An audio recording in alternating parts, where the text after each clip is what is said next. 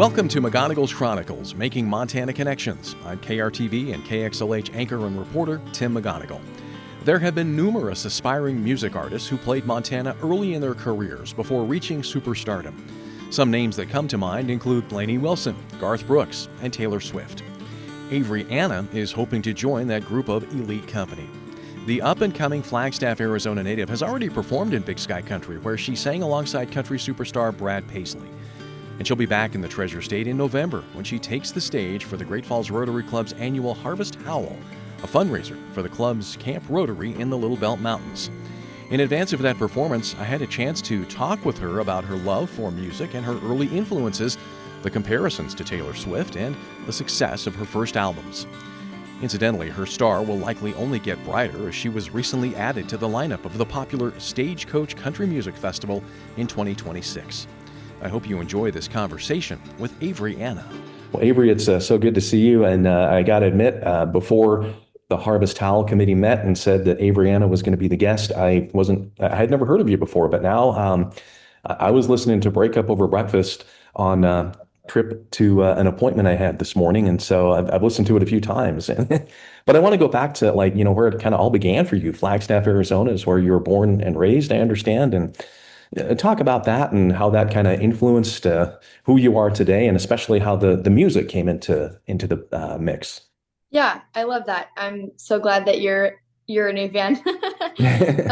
But I think growing up in Flagstaff was a really insanely big inspiration on just who I am, obviously, but especially my music, because I grew up on the base of the mountain and I grew up trail riding and being outside a lot and chasing sunsets and just really connecting, I guess, with nature out there, because it's so beautiful as well as it is in Montana. So I'm sure you guys completely understand it was such a big part of my life. And I've been singing for as long as I can remember, but I also have a very big family in Arizona. I've got like 60 cousins. I don't know how many aunts and uncles, and then all 4 grandparents as well, which is a blessing. And my mom's dad, my grandpa, he taught me my first chord on the guitar, and then he gave up on me very quickly, and I taught myself the rest on YouTube. But we love to sing like classic country, like Willie Nelson and Johnny Cash and just all the greats. And that was my first love in music. It was the first time that I ever felt connected with music on that level, and it just kind of felt like a next level experience for me as a young girl. And so I would collect vinyl. I would listen to Buck Owens when I got home from school as like an elementary school kid. Like I was all my friends at school kind of like to call me grandma sometimes, because I just loved classic country. And then I was a very emotional child, and so I had a lot of big feelings, and so I would journal and write songs in my bedroom, and I never showed them to anyone other than like my mom sometimes. And then one day I posted it on the internet and went viral and signed a record deal and moved to Nashville at 17. And I've been here for 4 years now, and it's my job to be emotional, which is awesome. Cool. I think that when I was reading that the one that you posted on YouTube, or maybe it was Instagram, I'm not sure, but was Say Anything by Christina Aguilera, and that gained so many, like you said, it went viral. A lot of people saw you, and that really opened the door. How powerful is I mean, you'd be probably a walking advertisement for the power of social media, and Yes. Yeah. It's so interesting because it would probably have taken me 10 years to get here and sign a deal had I not had TikTok. It was a TikTok video, and I Okay. was singing in the bathtub because the acoustics were good. And it was the only place during the pandemic in the house that there weren't people in. Like I said, I have a big family, so I would hide in the bathroom and sing for the acoustics. And I got the courage to post on TikTok, and it went viral. And it is an insane blessing how fast social media can reach people, especially for creatives. Like I get to share my art and what I make every day and connect with people like that.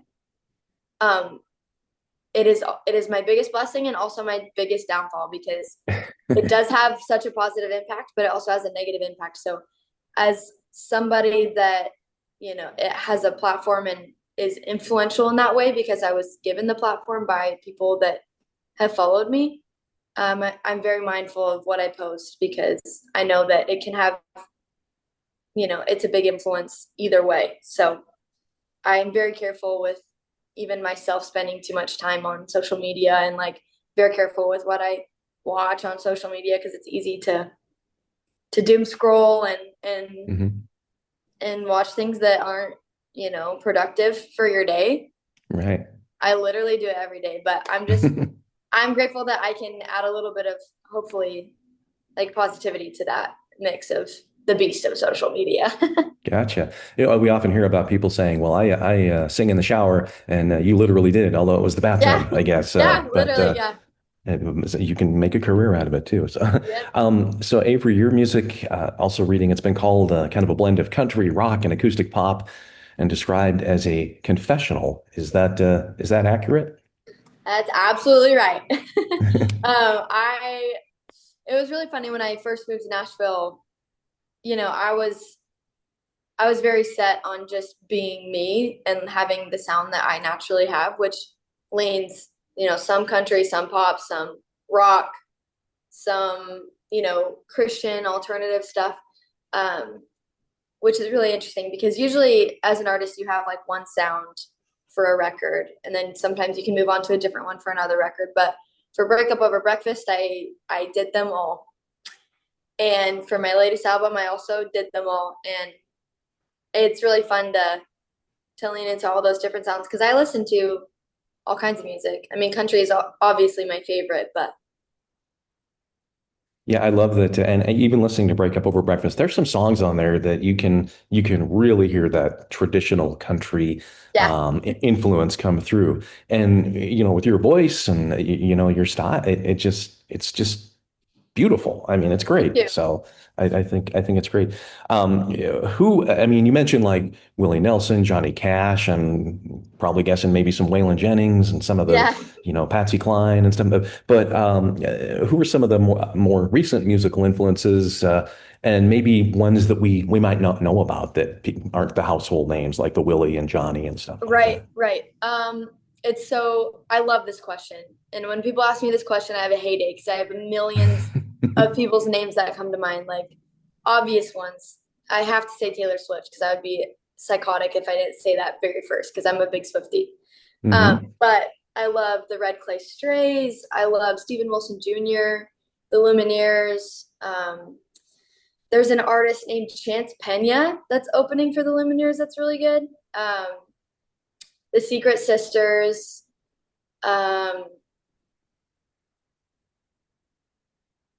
I'm trying to think of recent artists. I don't know. There's so many. Chris Stapleton. Hmm. All the big country artists. I'm a fan of everyone. I always tell people like they let a super fan into the industry, letting me in because I just love music and I love watching other artists just do their thing. Yeah, that's So got to be good because you can hear their styles and maybe see their performances, and yeah, the things that you maybe have to choose from, you can maybe pick a little bit here and there and oh kind for of sure. do stuff. Yeah. Yeah, I think I love like I mean I just watched Megan Maroney perform live the other day. I opened for her at a festival and she is like the queen of branding and it was really cool to watch her like really put on a show. I took a lot of notes. She is like Hannah Montana in real life. So it was cool to watch her and like I mean there's so many female artists right now that I think are so inspiring like Lainey Wilson and Ella Langley and just Kelsey Ballerini. There's so many good Yeah. artists. All Yeah. right. Well, that's a good group to choose from. So you mentioned Taylor Swift, and some people I've heard say she's got kind of a Taylor Swift vibe, and I'm sure you've maybe heard that before yourself too. When you hear that, is that flattering or is it pressure filled because of the success that she's achieved? It's very flattering. I think it's very, very flattering. And I I'm glad that, when people associate, I guess, my name when they try and describe me as an artist, they think of her because she is the best. She's like, it's undeniable. She's insanely good. So I take that as a Mhm. compliment. I also, I don't really, I feel like each person, each artist, it makes sense for people to describe them with other artists to try and, pinpoint what they sound like and what they're kind of like. But I mean, everyone has their own stories and experiences to share through their music. So I'm glad that mine kind of resonates with Taylor Swift fans because I'm a Swiftie myself. Gotcha. Gotcha. Yeah. Well, 15 years from now, people are going to be saying, uh, This comparing person's themselves to like you, Avery Avery Anna. Anna. Yeah. And I would not be a bit surprised. So when people come to the Avery Anna show, what's the experience like? What can they expect? You can expect to walk in, you know, yourself, who you are, what you believe in, where you came from, and you can walk away feeling just a little bit lighter because it's an emotional experience. There's highs and lows. There's rock songs and songs that make you want to bawl your eyes out, which is kind of the point because for me, the whole point of concerts is to connect, whether that's with me or with each other. That's my favorite part of the show is to really connect with people and help people feel something. I think that's my job. So I just stand up there and I sing some brutally honest songs, and it usually strikes a chord in people's lives, which is really what my last album was about. So you can expect to cry if you need to, or rage if you need to, or dance if you need to. All right, so good deal. That I guess the first album, Break Up Over Breakfast. How do you describe that one, and what's your definition of it? I guess. That one I would say is a it's like a digital rage room. Okay. I think it's a place where you can kind of be super dramatic and emotional, which is my favorite thing to be. Um, it was a record where I was really finding my sound and what I wanted to say, which was super fun. It was the first time I ever put an actual album together with a concept, and I just love that it touches on so many genres that I love to sing and be a part of. And it also really touches on those classic country influences. Yeah. So Yeah. it was the perfect way for me, I think, to set the scene for my career. Great. The latest effort called Let Go Letters. Talk about that. When I hear the term confessional, that's what kind of comes to mind to me Yeah, from what I've listened. I haven't listened to the whole album, but I've listened to a few yeah. songs. Well, it's very heavy and it's definitely a slow burn album. It's one that you kind of sit with and when you have time, listen to the whole thing. Because it is a big concept. I released it 8 months after Breakup Over Breakfast, which in industry world is very, very, very fast. Hmm. But I felt like I needed to, and it felt like something I just had to get off my chest very quickly because I started doing this thing called Let Go Letters at my shows just about 2 years ago when I started touring. And so when I started my first headlining tour, I was realizing that people were coming to the show and they were singing words back to me on songs like Narcissist, songs that were hard for me to write, and they related to them. And it kind of made me really sad. At first, I was like, wow, they know who I am. This is so cool. And then I was like, holy crap, they feel the same way that I do. And I wouldn't wish that upon my worst enemy. And so I invited people to write let go letters and just write down one thing that they wanted to let go of. It was completely anonymous, and I've received these letters over the past couple of years, hundreds of them, and the things that people carry with them, and the things that people are dealing with when they come to the show. It blew my mind. I've always said that I would never write about someone else's experience. Like I've been asked that in interviews before, and I always said that I would never do it, but um, I I proved myself wrong, and I wrote an entire album about other people's experiences, some which I heavily relate to, and some which I could never imagine being in their shoes. So um, it is a confessional album. It's an album about the things that people don't really talk about that they're carrying on their shoulders. So Okay. So Avery, when it comes to music, do you enjoy the writing aspect of it or the performing aspect of it more? Or are they both equally exciting? They're equally exciting, but I'm going to tell you why you can't compare them, because the writing aspect is fulfilling to me because it's healing for me. And the performing aspect is fulfilling to me because it's healing for other people.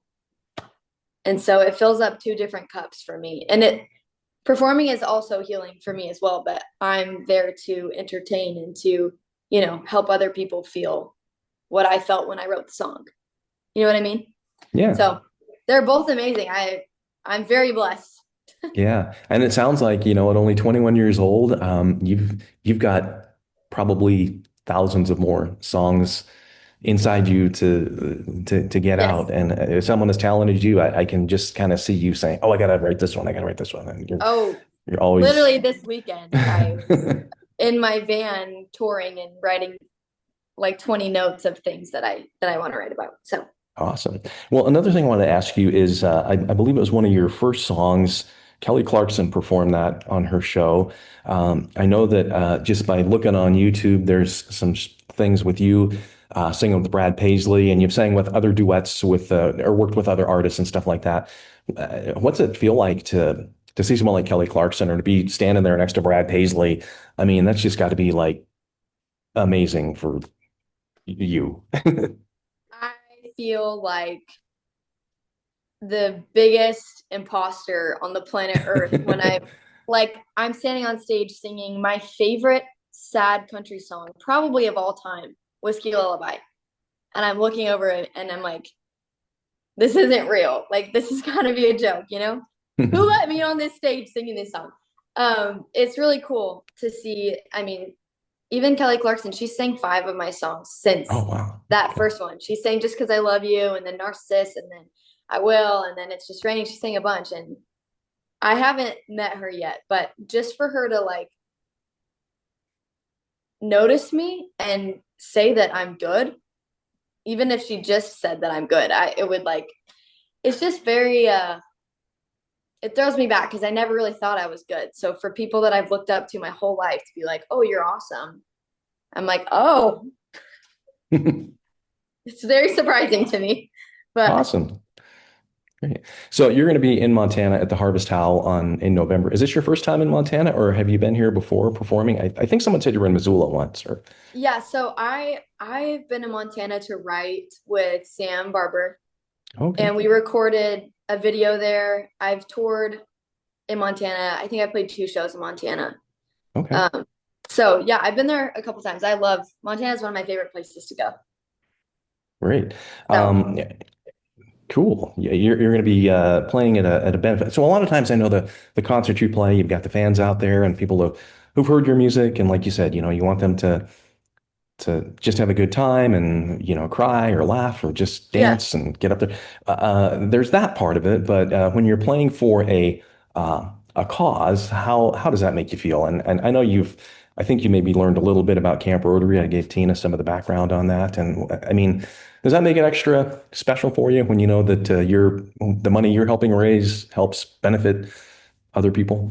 it makes it, you know, so much more fulfilling, I think, because I'm so passionate about that in general, and especially um, younger kids, young women, young men.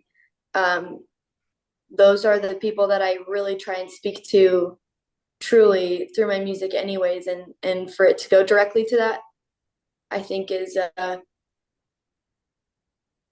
it's very fulfilling to me, and at the end of the day, I just want to help. I think it's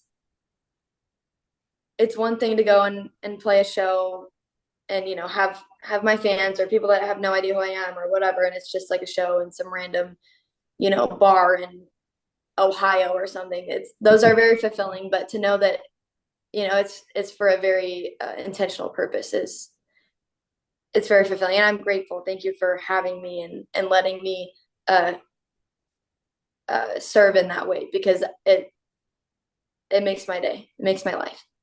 Great. So You mentioned too earlier, Avery, about the whole social media thing. There's the pluses and there's the minuses of it. And I know there's a lot of young people. I know you have a lot of young fans, and a lot of them are on social media, and they face those pressures. And there's some things out there that with like some of the bullying that goes on and stuff like Yeah, that, and people that are maybe struggling. What's your do you have any advice to them for those type of people or that are feeling absolutely. that pain? So I actually don't get asked this question a lot, and I think it deserves the brutal, honest answer. So I'm going to be completely transparent with you, for the sake of the youth. I keep my social media on a separate phone because it is kind of my job. Because I literally needed to separate it in my life of, a phone with social media so I can post and reach the people that I need to, and then like my real life. And I would just say to them, nothing you see on the internet is completely real. Nothing. As a person that posts and as someone that is observing other influencers or artists, or, there are a lot of real things on social media, but to compare your life, even subconsciously, to what you're seeing on your screen, it's so damaging to your life, and it's just not real. And so I think social media is a good place to find music, to find art, to, study things that you're interested in, to learn more about stuff. It's been a place where I can learn more, about my faith and music, and see things that I've never seen before. But I think you just have to be really mindful of what you're letting into your life, and don't spend too much time on your phone, because it's not real at the end of the day. It's a good place to find things, but this is what's real, and you need to do your best to be present, because when you start to scroll, you disassociate from the real experiences and emotions that you should be feeling in your life. Okay. So I hope that made sense, but I think social media is a place to feel if you let it, or also a place to numb if you're using it to avoid your own life. So Great. And that's it my two sounds, cents. yeah, yeah. It sounds too, Avery, like the fame and the music and stuff like that. That's great, but faith and family sounds to me, Yes, just from talking to you, that sounds to be like the most important thing. I am absolutely inadequate without my faith and my family, and without, taking care of myself and taking care of the people around me, my career and everything, all the amazing highs that I go through in my life and the places that I get to see. I wouldn't be able to do it without my family and my faith. Truly. One final question. Who would be your dream person to do a duet with? And I bet you're going to say Taylor Swift. I'm not actually. That's a good guess. That is probably my second person. My first one is unrealistic because she is no longer with us, but my biggest idol is Patsy Cline. All right. That would be my biggest dream, and it is a pipe dream because she's not alive anymore, sadly. But then Taylor Swift. Okay. So Taylor Swift hears this or sees this, she's going to get on the phone and give you a call. We hope. Yeah. All right. Well, Avery, I appreciate you taking the time and wish you well. I know the people in Great Falls can't wait to see you, and we're all excited. And the more people I tell that it's Avery Anna that's playing at the Harvest Howl, they're like, "Who?" And I was like, "Just listen to her." And the next time I see him, like, "You're right, she's good." So, Dang, that's awesome. Well, thank you. Thanks for having me. I'm really excited. You've been listening to a conversation with musician Avery Anna, scheduled to perform at the Harvest Howl in Great Falls November 7th of 2025 as the featured musical guest for the fundraiser for the Great Falls Rotary Club. I encourage you to subscribe and rate this podcast, and if you have a guest idea, please follow me and let me know on social media sites Facebook, Instagram, YouTube, and LinkedIn. And I'll be back soon with another guest with the Montana Connection. Until then, for McGonigal's Chronicles, Making Montana Connections, I'm Tim McGonigal.